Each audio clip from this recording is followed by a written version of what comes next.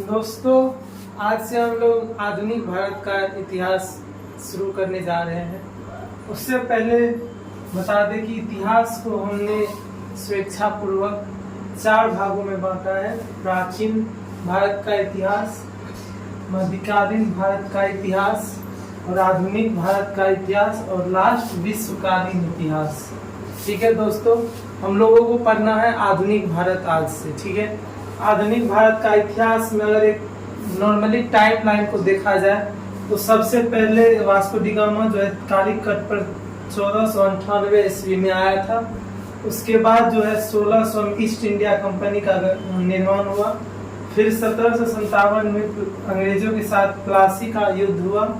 फिर 1764 में बक्सर का युद्ध हुआ और 1857 की महाक्रांति जो है 1857 में हुई। उसके बाद जो है 1885 में जो है कांग्रेस का गठन हुआ। ठीक है दोस्तों, और लास्ट में जो है 1947 जिसमें कि भारत की स्वतंत्रता है। ठीक है, तो आधुनिक भारत को हम पढ़ने के लिए उसको 2 भागों में बांटेंगे।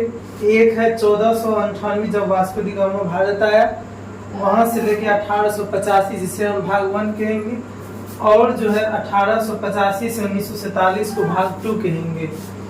तो हमें अभी यही पढ़ना है भाग 2 जो कि है 1885 से लेके 1947। दोस्तों, अब आते हैं भारतीय राष्ट्रीय आंदोलन पर। 1885 से 1947 के बीच को हम कहेंगे भारतीय राष्ट्रीय आंदोलन। ये जो है 3 युग में है, 3 चरण में है।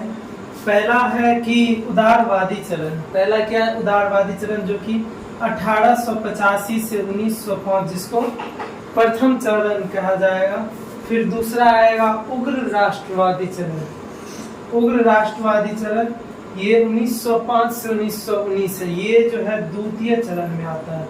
ये जो है द्वितीय चरण में आता है। और लास्ट है तीसरा गांधी युग। ये 1919 से 1947 में आता है। इसे हम तृतीय चरण कहा जाता है। उदारवादी से आप लोग अगर नहीं समझ पा रहे होंगे, जो उदारवादी मतलब किस टाइप के हैं नेता है, तो ये उदार व्यक्ति है ये सब। इसमें क्या क्या आ जाएगा, तो ये लोग कौन होते हैं? ये लोग जो है क्रमिक विकास या कार्य में विश्वास रखते हैं, मतलब स्टेप बाय स्टेप। ठीक है, और ये जो उदारवादी चरण क्या है? एक विचारधारा है। क्या है?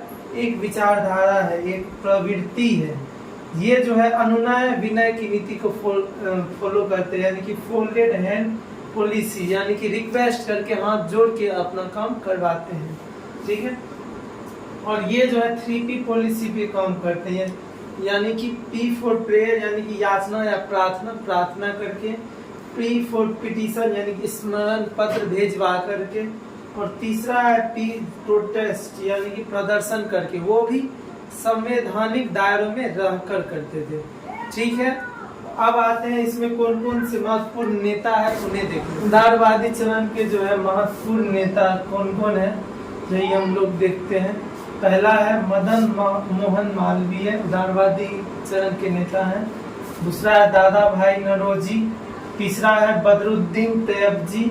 और चौथा है गोपाल कृष्ण गोखले। और 5वां है केटी तेलंग और इत्यादि।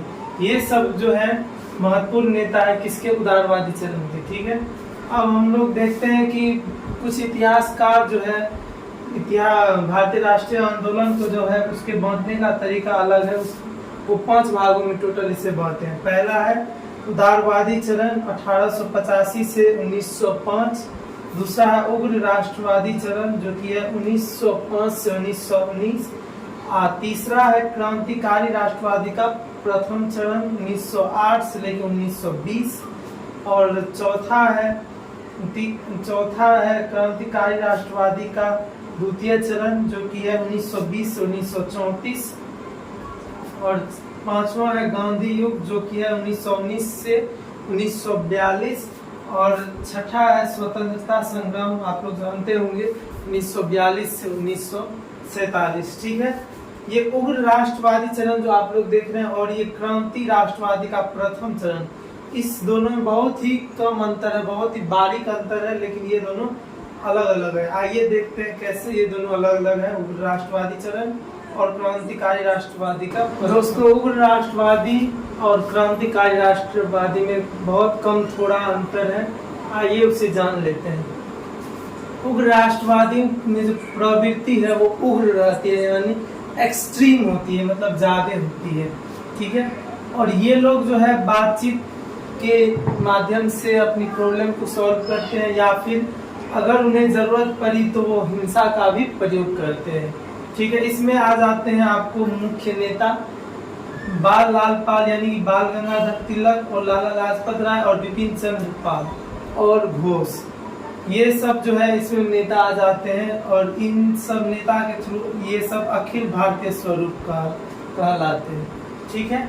अब देख लेते हैं क्रांतिकारी राष्ट्रवादी किसे कहते हैं। क्रांतिकारी राष्ट्रवादी जो है वो सिर्फ और सिर्फ हिंसा में ही विश्वास रखती है, हिंसा का प्रयोग ही स्वतंत्रता का माध्यम है उन लोगों के हिसाब से।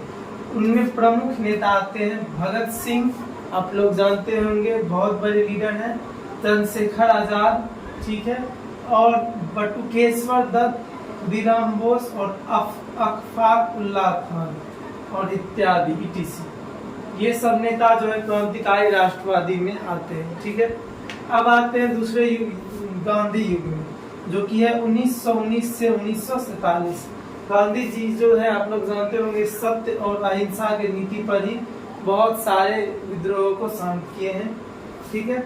इनका पहला जो था वो असहयोग आंदोलन था, उसके बाद सविनय अवज्ञा आंदोलन, उसके बाद भारत छोड़ो आंदोलन। तो हम लोग जो है छोटी छोटी पॉइंट को जान गए हैं, माध्यम को। अब हम कल से जो है विधिवत तरीके से चैप्टर की ओर बढ़ेंगे।